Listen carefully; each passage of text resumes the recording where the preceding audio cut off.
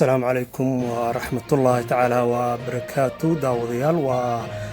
بولموج ميديا aad uga barateen halkan idin kasoo gudbiyo wararka ay warbixinada ka dhaca dunida kooda ugu xisaabeen waa maalinimo sabtiga 6 bishii 6 2020 waxaa magaalada Muqdisho ka furmay kalfadhigii toddobaad ee golaha baarlamaanka aqalka sare aqalka hoose uu shirgudoominay madaxweynaha Maxamed Cabdullaahi Farmaajo ra'iisul wasaare Xasan Cali Khayre oo u mahadceliyay arday Soomaaliyeed oo wax ka bartay jaamacadaha dalka Mareykanka qalin jebintoodii waxaa weli kasii socda dibadbaxyo gudaha Mareykanka madaxweyne Donald Trump ayaa dadka ugu baaqay in ay xasiloonidii iyo soo celiyaan kala dambeyntii fadlan haday tahay markii ugu horeysay channelka subscribe saar gambaleelkana furo si aad noola socotid adigoo mahadsan haddaba daawadayaal waa maalinimo sabti ah 6 bisha 6 2020 waxaanu ku bilaabeynaa waxaa magaalada Muqdisho ka furmay kalfadhigii toddobaad ee golaha baarlamaanka aqalka sare iyo aqalka hoose kaasoo uu shirgudoominayay madaxweyne Maxamed Cabdullaahi Farmaajo isagoo uu ku bilaabmay furitaankii kalfadhiga si habsami leh oo gudoomiyaha aqalka hoose khudbad dheer uu halka ka jeediyay kadib waxa uu hadalka ku wareejiyay madaxweynaha Jamhuuriyadda Federaalka Soomaaliya mudane Maxamed Cabdullaahi Farmaajo isagoo hadalkiisa ku bilaabay hadal kaftana oo uu yiri dadka qaybina afka u xiran kuwana waa ay afuran yihiin marka waxaana la yiri dadka uu ku dhaco cudurka mar hadduu ku dhaco mar labaad kuma dhaco dabcan qaybta malaha afka u furan tahay waxa u maleynayaa ma cudurka ayaa ku dhacay ayuu hadalkiisii ku bilaabay kadib waxaa meeshii ka dhacay buuq mid ka mid ah xildhibaanada uu la istaagay Firimbi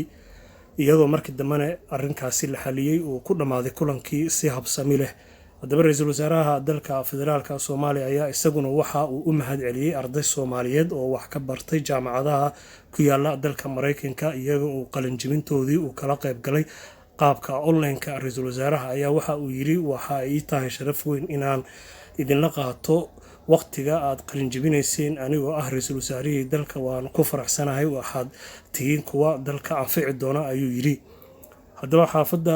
Holwadaag ee magaalada Muqdisho ayaa waxaa geerish ku yaala halkaasi ka kacay dab xoogan dabkaasoo ay demisay damdamis yaal ay leeyihiin amaba shaqaale damdamisa iyo qalabkoodii oo shirkadda Hormuud ayaa waxa ay haysataa qalabka loogu talagalay in lagu baqtiyo dabka oo noocyo kala duwan ah waxaan haddaba idinku xijinaynaa wararkeena dibadda madaxweynaha dalka Mareykanka Donald Trump ayaa waxa uu la hadlay shacabka reer Mareykan iyadoo ay sii socoto carqaladihii ka dhashay dilkii loo geystay ninkii madowga ahaa ee George Floyd ayaa weli dibadbaxyadii waxa ay sii wadaan dibadbaxyadii ay ku cabirayeen dareenkooda amaba ay kaga soo horjeedeen falka foosho xun ee loo geystay Trump ayaa waxa uu yiri waxaan ballan qaadeynaa in aanu dib u eegno sharciyada dastuurka ee dalka Mareykanka tani waxa ay dhalisay ayuu yiri baraarug weyn oo ah in dib dalka loo eego shacabkana waxaan ugu baaqayaa inay guryahooda ku laabtaan arrintanna waanu eegaynaa ayuu yiri weli iyadoo ay sii socdaan mudaharaadyadii ayaa waxa ay dadku weli ka careysan yihiin oo aanay marnaba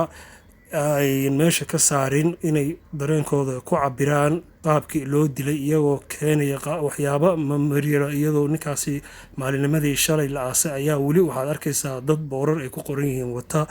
Black Lives Matter iyo iyagoo jilibka dhulka dhigaya daqiiqado waxaan ku leeyahay haynaa daawadayaal dalka Faransiiska Kimbaniga Total ayaa waxaa la sheegayaa in uu khasaaray adduun dhan 12 bilyan oo dollar taariikhda inta la og yahay taasoo ugu sabab tahay ayaa la yiri lockdown-ka dunida ku jira kadib markii gaadiidkii oo dhami aanay shaqeynin ayaa Kimbanigan shidaalka soo saara ee Total waxaa la sheegayaa khasaarahan inuu yahay kii ugu badnaa ee soo gaara iyadoo lacagta ay lagu qiyaasay in 12 bilyan ka badan uu lumiyay Kimbanigaasi intii lagu jiray lockdown-ka